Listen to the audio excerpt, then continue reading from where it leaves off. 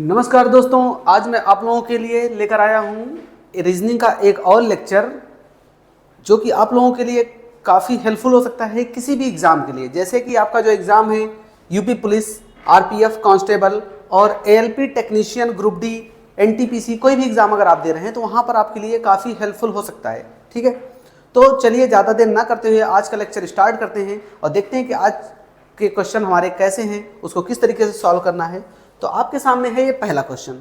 Simple question है, बहुत ज़्यादा टफ नहीं है, आपको केवल थोड़ा सा दिमाग लगाना है इसमें।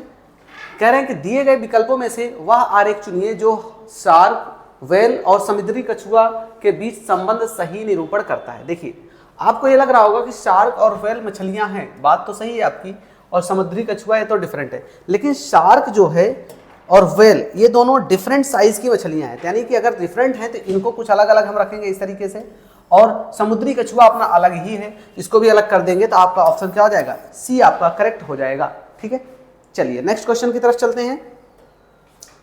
अब यहां पर कह रहे हैं कि निम्नलिखित विकल्पों में से वह शब्द ढूंढिए जो लिखे गए शब्द के अक्षरों से नहीं बन सकता। जैसे यहां पर दिया गया है इंडस्ट्रियलाइजेशन, ये दे रखा है, ये आपको ये पूरा वर्ड दे रखा है आपको।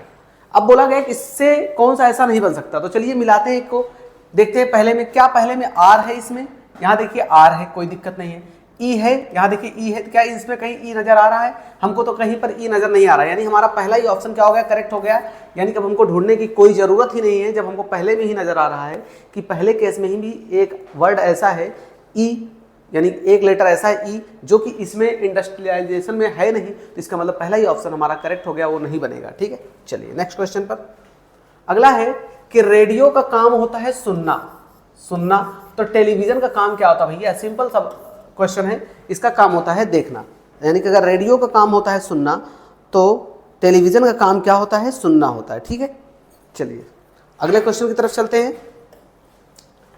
ACE का संबंध जो ZXV से है वो संबंध FHJ का किससे होगा? देखिए, अगर आप देखेंगे तो A स्टार्टिंग में आता है और Z लास्ट स्टार्टिंग में आता है, ऐसे ही C स्टार्टिंग के थर्ड पे आता है, तो ये लास्ट X जो होता है वो लास्ट थर्ड पे आता है।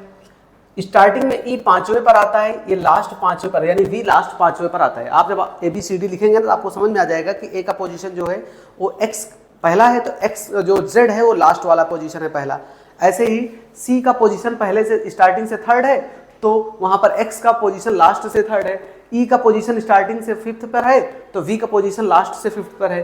तो F, H और J जैसे क्या करेंगे, देखिए F का 6 नंबर है, H का जो पोजीशन है, देखिए F जो है 6 पे है, F 6 पर है, और H किस पर है, ABCDEFGH ये 8वें पर है। ऐसे ही J का कितना है, तो ABCDEFGHIJ ये 9वें नंबर पर है। तो जब आप आगे इसको चेक करेंगे तो इसके आगे जो यहां पर आना चाहिए, तो मैं आपको बता दूं लास्ट 6 पे आता है आपका Q, आप चेक कर लीजिएगा, लास्ट 6 पे Q आता है, लास्ट 8 पे आपका आता है S, और लास्ट 6 पे आपका Q नहीं आता, लास्ट 6 पे आपका U आता है, U आता है, और लास्ट जो आपका 8 पर आता है S आता है, और लास्ट जो 9 पर आता है वो आपका Q आता है, यानी USQ आपका करेक्ट ऑप्शन हो गया, यानी कि थर्ड ऑप्शन आपका करेक्ट है। ठीक है, चलिए नेक्स्ट क्वेश्चन पर चलते हैं।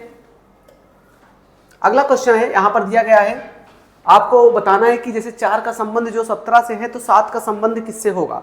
तो आपको पता होना चाहिए 4 का स्क्वायर करेंगे दोस्तों तो हो जाएगा 16, और 16 में 1 जोड़ देते हैं तो ये बन जाता है 17। ऐसे ही 7 का स्क्वायर जब आप करेंगे तो बन जाएगा 49, 49 में 1 जोड़ देंगे दोस्तों तो ये बन जाएगा 50। क्या बन जाएगा, 50, यानी 50 आपका ऑप्शन कौन सा करेक्ट है, थर्ड ऑप्शन आपका करेक्ट है। ठीक है, चलिए नेक्स्ट क्वेश्चन पे चलते हैं। दिया गया सेट, ये दिया गया है, जैसे ये है, इन सेट में ऐसे क्या है, डिफरेंट क्या है, मतलब सेम क्या है, इसके जैसा सेट कौन सा है? देखिए मैं आपको बता दूं, सिंपल क्वेश्चन है, आप देखेंगे 11, 23 और 29 ऐसे नंबर हैं जो डिविजिबल नहीं है, मतलब कि अभाज्य संख्याएं हैं। अभाज्य मतलब जो किसी से नहीं करती, 11 किसी से नहीं करता है, 23 किसी से नहीं करता है, 29 भी किसी से नहीं करता है। यानी कि अगर ये तीनों किसी से नहीं करते तो ऐसा इसमें चेक करना है कि कौन सा ऐसा केस है, यानी कौन सा ऑप्शन है जिसमें तीनों नंबर किसी से करते नहीं। तो देखिए 17 तो किसी से नहीं करता, लेकिन 21 जो है भैया ये 3 से भी करता है और 7 से भी करता है, यानी पहला तो नहीं रहेगा, पहला तो हमारा होगा ही नहीं। 31 तो नहीं करता है, 37 नहीं करता, लेकिन 49 भैया 7 से करता है, यानी हमारा ये है, ये भी नहीं होगा। यहां पर आते हैं 23 किसी से नहीं कटता, 43 किसी से नहीं कटता, 61 किसी से नहीं कटता, यानी थर्ड ऑप्शन ही हमारा करेक्ट हो जाएगा। यहां देखेंगे तो 16 भी कटता है, 20 भी कटता है, 27 भी कटता है, यानी ऐसा नंबर हमको ढूंढना था जो किसी से कटे ही ना। जैसे 11, 23 और 29 किसी से नहीं कट रहा है, वैसे ये भी किसी से ना कटे। ठीक है, चलिए आगे चलते हैं नेक्स्ट क्वेश्चन पर। करें कि यदि C बराबर कितना है 3, C का पोजीशन 3 पर होता है, ठीक है, नॉट जो है 49 है, तो एंड का क्या होगा? नॉट देखिए ये आपका 14 नंबर पे आता है और ओ आपका 15 नंबर पर आता है। टी कितने नंबर पर आता है भाई? टी चेक कर लीजिए, A B C D E F G H I J K L M N O P Q R S T, तो 15 5 20 नंबर पे आता है। तो आप इसको जोड़िए, कितना 49 आता है क्या? 20 15 कितना होता है? 29 29 20 49। हाँ, इससे तो सही आ रहा है।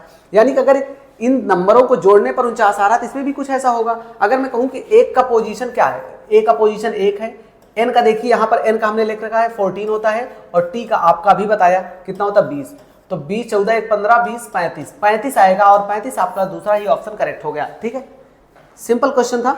नेक्स्ट क्वेश्चन पर आते हैं।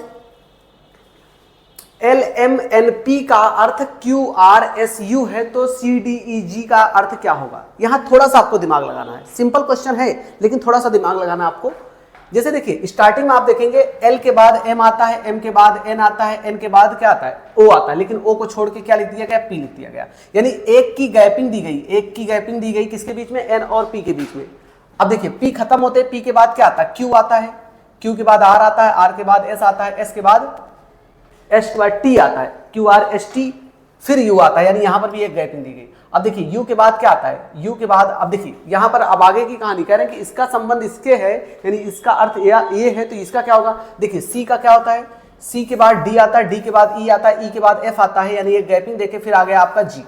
ठीक है, अब बताइए G के आगे क्या आएगा? G के आगे H आएगा, H के बाद I आएगा, I के बाद J आएगा, J के बाद K आता है, लेकिन K को छोड़ के क्या लिखना है? L लिखना है, यानी HIJL, यानी कि आपका सेकंड ऑप्शन करेक्ट हो गया। ये भी आपका ऑप्शन करेक्ट हो गया। चलिए नेक्स्ट क्वेश्चन पर आते हैं।